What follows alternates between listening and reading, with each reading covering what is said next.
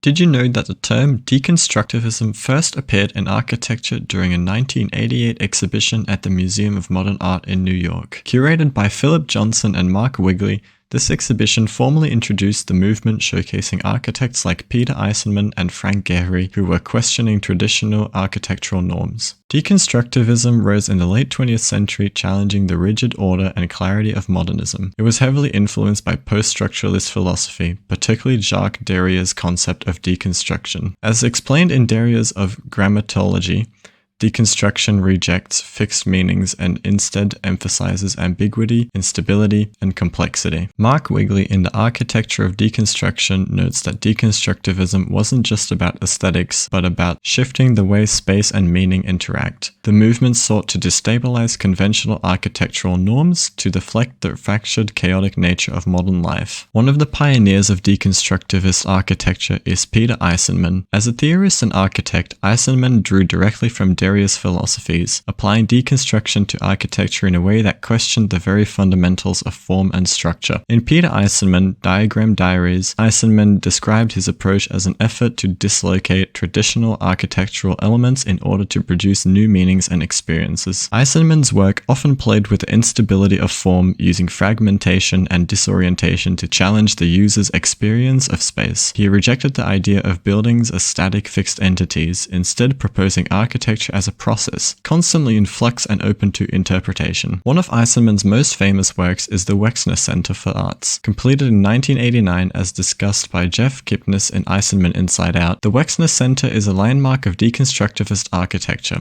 deliberately designed to subvert traditional architectural principles. The building incorporates fragmented forms, shifting grids, and seemingly unfinished structures, creating an impression of incompleteness and instability. The building's structure is based on two grids, one aligned with the campus, the other with the city of Columbus. These grids intersect at odd angles, resulting in a fragmented, disjointed structure. The white steel frame, which appears to extend beyond the building's roofline, seems to suggest an unfinished structure. This gridwork serves no functional purpose, but rather embodies Eisenman's desire to challenge the conventional notion of a complete building. Instead, the structure exists in a state of becoming, reflecting Derrida's idea of deferred meaning, where understanding is always shifting and never fully resolved. The interior layout, as you can see here in this floor plan, is equally disorienting. Rather than a traditional easy-to-navigate museum, the Wexner Center hallways and galleries twist and turn unpredictably, forcing visitors to constantly reassess their position within the space. This spatial fragmentation echoes Eisenman's philosophy of dislocation, as outlined in Diagram Diaries, where architecture is not meant to guide the user smoothly through the space,